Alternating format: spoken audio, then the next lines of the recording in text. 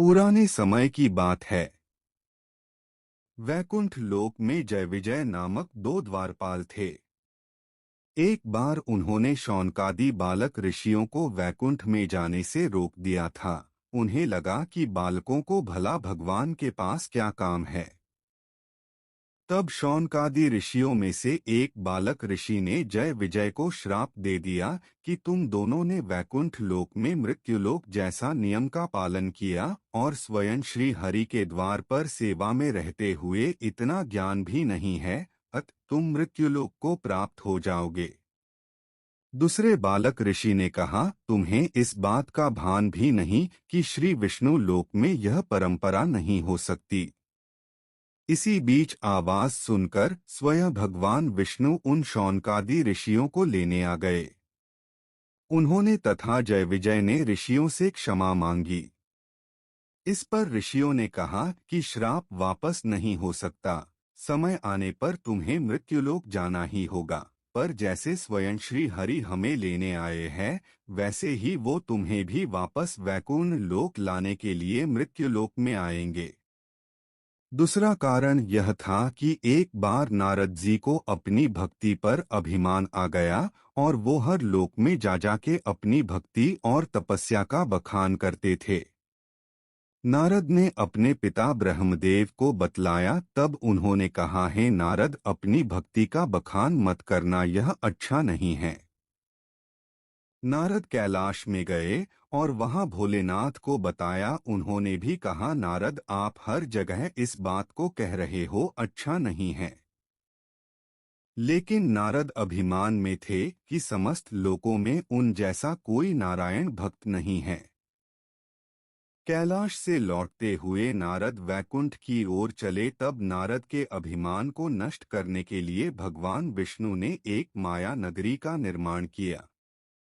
नारद जहां से निकले तब मार्ग में उन्हें एक सुंदर नगर दिखाई दिया।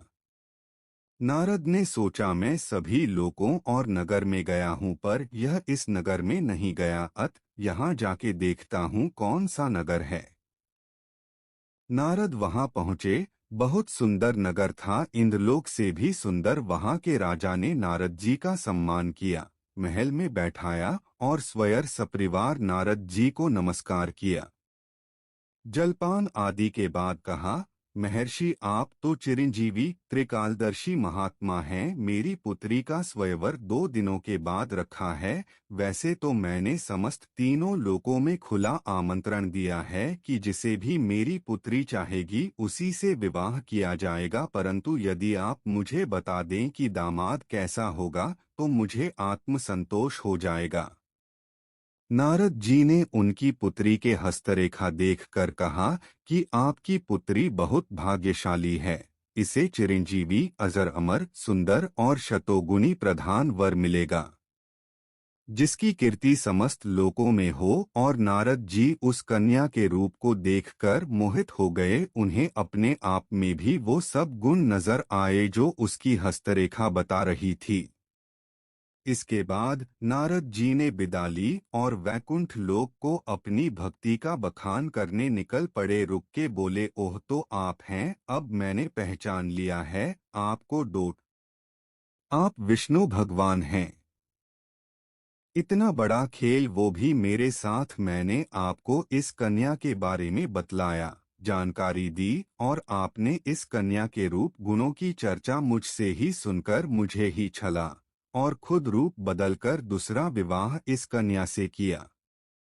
इसके बाद नारद जी ने श्री हरि को भी श्राप दे दिया, जैसे मैं पत्नी के वियोग में हूँ वैसे ही आपको भी श्राप देता हूँ कि आप भी पत्नी के वियोग में दुखी रहेंगे, वो भी मृत्युलोक में, क्योंकि असली वियोग तो क्या होता है वहीं पता चलेगा और आप पत्नी के वियोग में मेरी तरह ही भटकेंगे।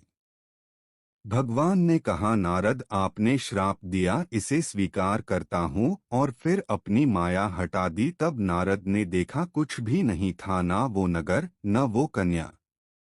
नारद ने कहा, यह क्या हुआ? भगवान ने कहा, तुमने ही कहा था नारद की माया को जीत चुके हो, इसलिए तुम्हारी परीक्षा ले रहा था। नारद ने श्री हरि से क्षमा मांगी और भगवान विष्णु अदृश्य हो गए।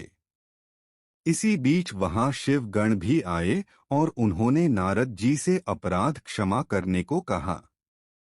नारद ने कहा, श्राप मिथ्या तो नहीं होगा, अत राक्षस तो तुम होगे ही, लेकिन इतना और कर देता हूँ कि तुम इतने पराक्रमी राक्षस होगे कि स्वयं भगवान श्री हरि ही तुम्हारे उद्धार के लिए आएंगे।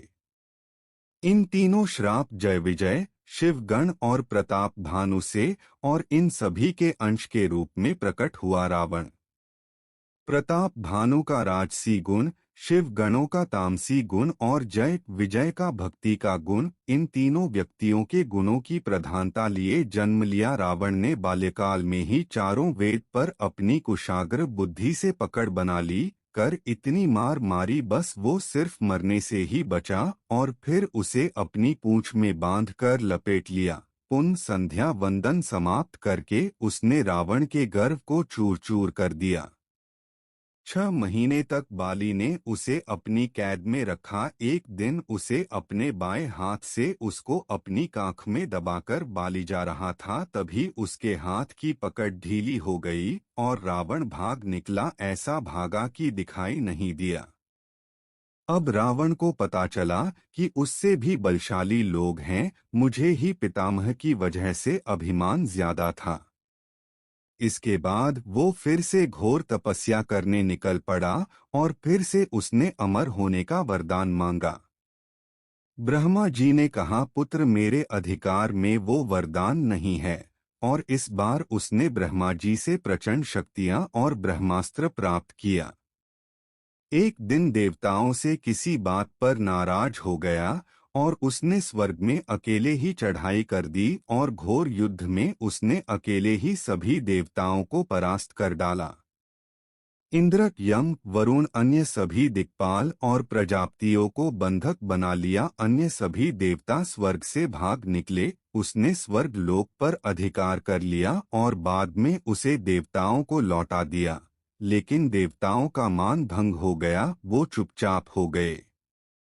दानवों को पता चला कि उनका भांजा रावण अकेले ही स्वर्ग में सभी देवताओं को परास्त कर दिया। तीनों लोकों में इस बात का पता चला और इस बात से दानव बहुत खुश हो गए। उनकी वर्षों की मनोकामना पूर्ण हो गई और दानवों ने रावण की जय जयकार की और रावण को अपना राजा बनने की प्रार्थना की। रावण के तेज और उसके भव्य स्वरूप और नेतृत्व से मय दानव ने प्रसन्न होके अपनी अत्यंत सुंदर और मर्यादा का पालन करने वाली पुत्री मंदोदरी का विवाह रावण के साथ किया और रावण पत्नी रूप में मंदोदरी को पाके प्रसन्न हुआ।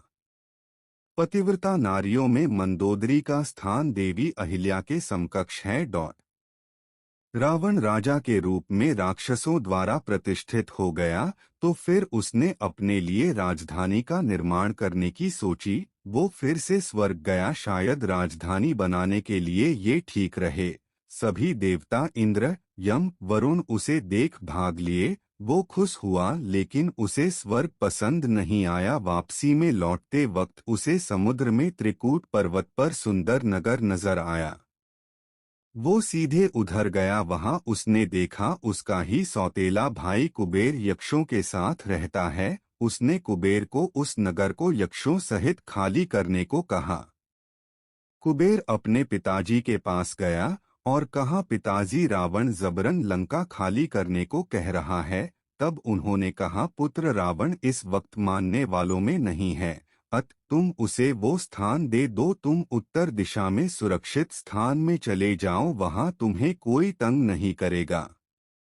अपने पिता के आदेशानुसार कुबेर ने हिमालय क्षेत्र में अलकापुरी नाम से नगर का निर्माण मानसरोवर झील के पास कर लिया और यक्षों सहित लंका से धन दौलत के साथ चला गया।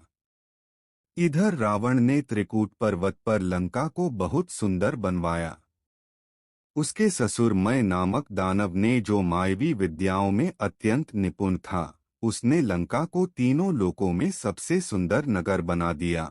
सोने की पन्नी से और हीरे जवाहरात मणिया से लंका के सभी दीवारें, खंभे आदि को मढ़ दिया।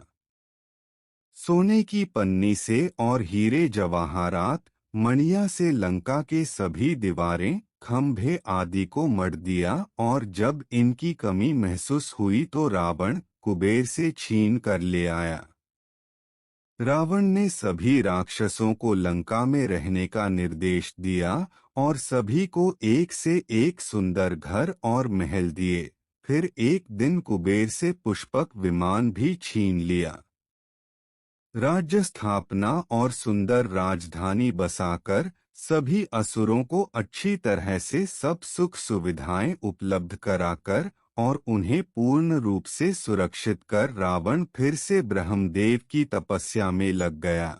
उसे देख बाद में उसके भाई कुंभकर्ण और विभीषण भी उसके साथ तपस्या में आ गए। ब्रह्मा जी फिर रावण के पास आए। रावण ने कहा, पितामह मुझे अमरता का वरदान चाहिए। ब्रह्मदेव ने कहा, वो मेरे लिए देना संभव ही नहीं है। लेकिन रावण नहीं माना। ब्रह्मा जी चले गए।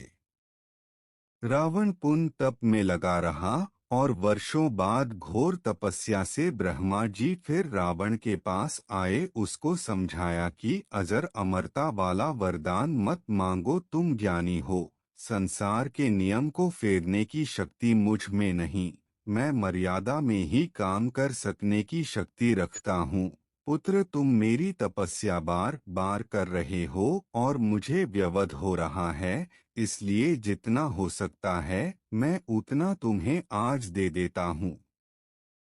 तुम्हारी नाभि में मैं एक अमृत कुंड प्रदान करता हूँ और जब तक यह अमृत कुंड तुम्हारी नाभि में रहेगा तब तक तुम्हारी मृत्यु नहीं होगी।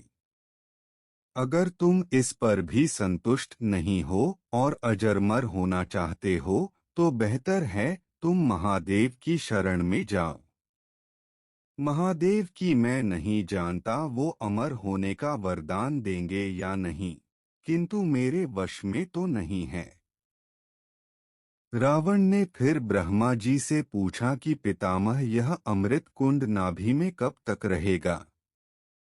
तब ब्रह्मा जी ने कहा, अग्नि बाण के अतिरिक्त इस अमृत कुंड को कोई नहीं सुखा सकता है। रावण ने सोचा, लगभग अमर होने जैसी बात है, क्योंकि अग्नि बाण का प्रयोग भगवान विष्णु के अतिरिक्त अन्य कोई नहीं कर सकता है। इसलिए उसने ब्रह्मा जी से कहा, पितामह अब आप अजर अमर होने का वरदान तो नहीं दे रहे हैं, इसलिए मैं इसे स्वीकार कर लेता हूँ, पर आपको और भी कुछ देना होगा।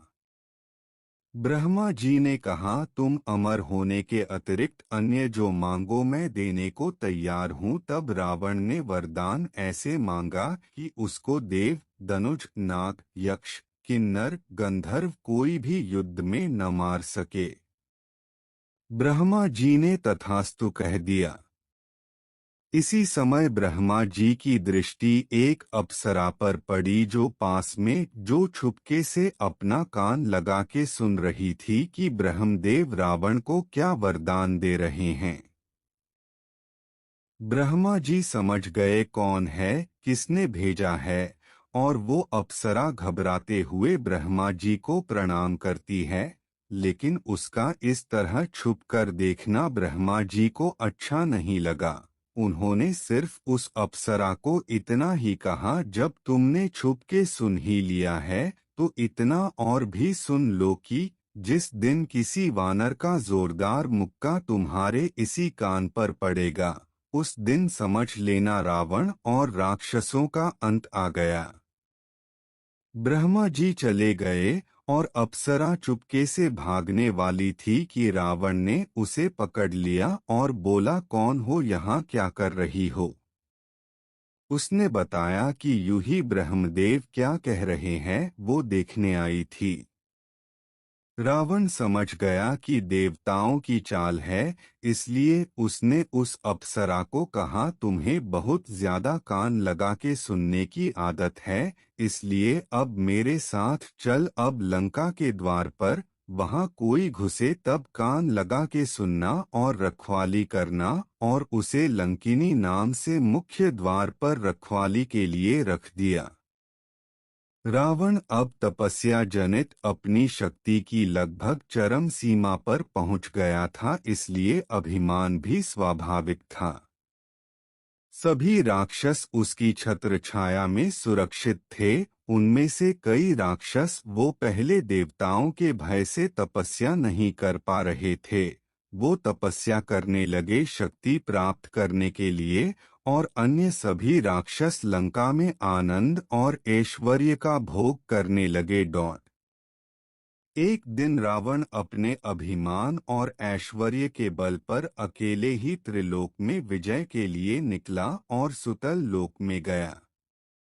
वहां सुतल लोक में राजा बलि राजमहल में थे, और रावण बड़े अभिमान और गर्जना के साथ उनके द्वार पर गया और द्वारपाल को बोला, बलि को बोलो रावण युद्ध के लिए आया है। द्वारपाल के भेष में कोई और नहीं बल्कि स्वयं नारायण थे। उन्होंने बलि को वरदान दिया था कि उसके द्वार पर पहरा वो देंगे। रावण ने जब द्वारपाल को जबरन धमकाकर बोला, तो द्वारपाल ने कहा, हे लंकापति रावण, महाराज बलि इस वक्त पूजा में है, और पूजा की समाप्ति के बाद वो तुमसे अवश्य लड़गे।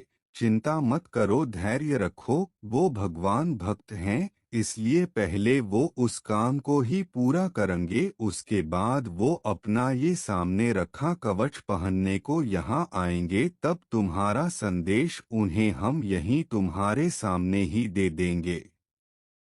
रावण अभिमान में चूर था और बोला, अच्छा इस कवच को पहनेगा वो, मैं इसे अभी तोड़ देता हूँ। रावण आगे बढ़ा और उस कवच को उठाने की कोशिश करने लगा, लेकिन वो इतना भारी था कि रावण को उठाने में पसीना आ गया। द्वारपाल ने कटाक्ष किया, लंकापति रावण, हमारे महाराज बलि का कवच तक उठाने में आपके माथे पर पसीना निकल आया है। मुझे संदेह हो रहा है कि तुम महाराज बलि से कैसे लड़ पाओगे। कोई बात नहीं, कुछ ही समय की बात है, और आप धैर्य रखें। रावण मन में डर गया और बाद आता हूँ कहकर भाग निकला, वापस नहीं आया। रावण ने सभी देवताओं, यक्ष, किन्नर, गंधर्व आदि को युद्ध में परास्त करके राक्षसों को अभय कर दिया, और मानवों को वो पहले से ही सोचता था कि वो क्या लड़के बेचारे सीधे साधे लोग हैं, इसलिए पृथ्वी के अन्य भूभागों पर उसके राक्षस अपनी चला ही रहे थे। यद्यपि शक्तिशाली राज्यों, जिनमें अयोध्या, मिथिला, कौशल जैसे अन्य राजा थे, वो बहुत उच्च कोटि के प्रतापी और सक्षम राज्य थे, और कभी सीमा विस्तार के लिए युद्ध नहीं करते थे। ये राजा सन्मार्गी और नारायण भक्त थे। उनकी प्रजा भी सुखी, संपन्न और उच्च कोटि की थी। महाराजा दशरथ तो इतने पराक्रमी थे कि देवराज इंद्र ने तक उनसे युद्ध में सहायता मांगी थी। राजा जनक इतने श्रेष्ठ राजा थे कि उन्हें प्रजा के हित के कार्यों और संत सेवा में अपनी देह की सुध तक नहीं होती थी, और इसलिए उनका नाम विदेह भी पड़ गया था।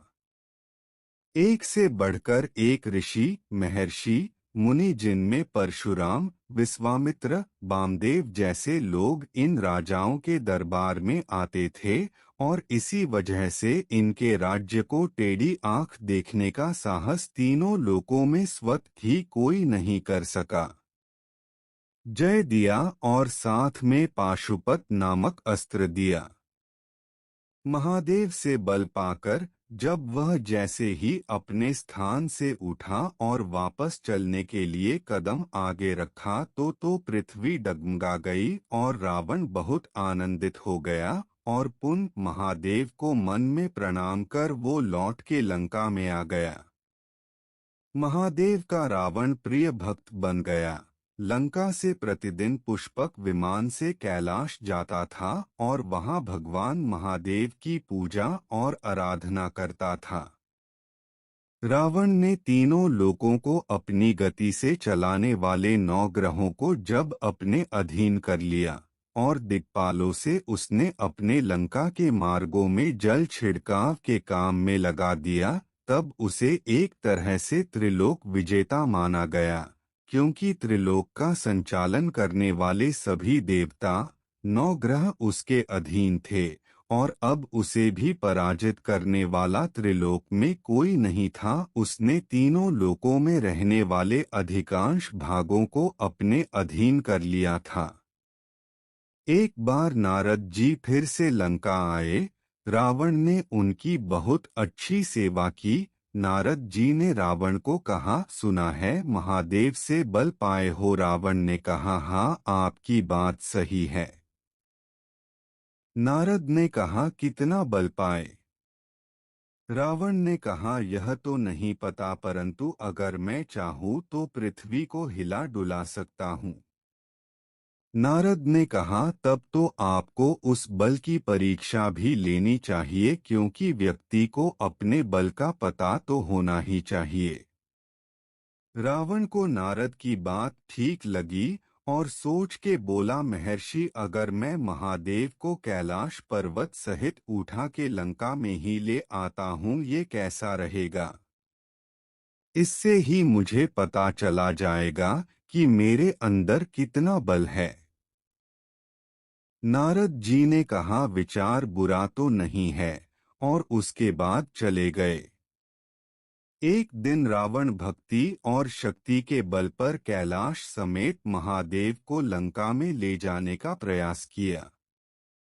जैसे ही उसने कैलाश पर्वत को अपने हाथों में उठाया तो देवी सती फिसलने लगी। वो जोर से बोली, ठहरो ठहरो। इसके उन्होंने महादेव से पूछा कि भगवन, ये कैलाश क्यों हिल रहा है? महादेव ने बताया, रावण हमें लंका ले जाने की कोशिश में है।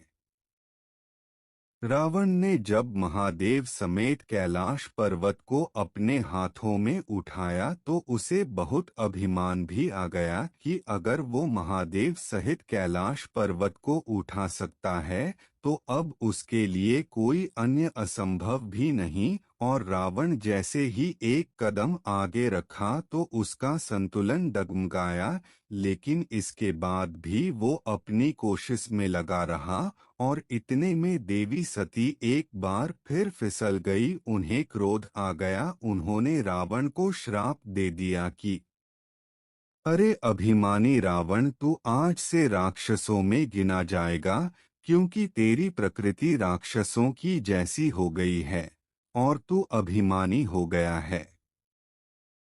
रावण ने देवी सती के शब्दों पर फिर भी ध्यान नहीं दिया। तब भगवान शिव ने अपना भार बढ़ाना शुरू किया और उस भार से रावण ने कैलाश पर्वत को धीरे से उसी जगह पर रखना शुरू किया और भार से उसका एक हाथ दब गया और वो दर्द से चिल्लाया। उसके चिल्लाने की आवाज स्वर्ग तक सुनाई दी और वो कुछ देर तक मूर्छित हो गया और फिर होश आने पर उसने भगवान महादेव की सुंदर स्तुति की। तब भोलेनाथ ने स्तुति से प्रसन्न होके उससे कहा कि रावण, यद्यपि मैं नृत्य तभी करता हूँ जब क्रोध में होता हूँ, इसलिए क्रोध में किए नृत्य को तांडव नृत्य नाम से संसार जानता है। किंतु आज तुमने अपनी इस सुंदर स्रोत से और सुंदर गायन से मेरा मन प्रसन्नता पूर्वक नृत्य करने को हो गया। इसके उपरांत भगवान शिव ने रावण को प्रसन्न होके चंद्रहास नामक तलवार दी, जिसके हाथ में रहने पर उसे तीनों लोकों में कोई युद्ध में नहीं हरा सकता था। देवी सती के श्राप के बाद से ही रावण की गिनती राक्षसों में होने लगी और राक्षसों की संगति तो थी ही, इसलिए राक्षसी संगति में अभिमान, गलत कार्य और भी बढ़ते चले गए। श्राप के पहले वो ब्राह्मण था और सात्विक तपस्या करता था। ब्रह्मदेव और महादेव की पूजा का जल लाने का कार्य भी देवताओं को दिया था। लेकिन बाद में वो सात्विक से तामसी प्रवृत्ति में पड़ गया। अभिमान और असुरों की संगति, इन दो कारणों से रावण पतन को प्राप्त हुआ। रावण से ज्यादा रावण के नाम का फायदा उठाया दूसरे राक्षसों ने। उसके नाम पर कर वसूली, सिद्ध संतों मुनिजनों का अपमान होने लगा।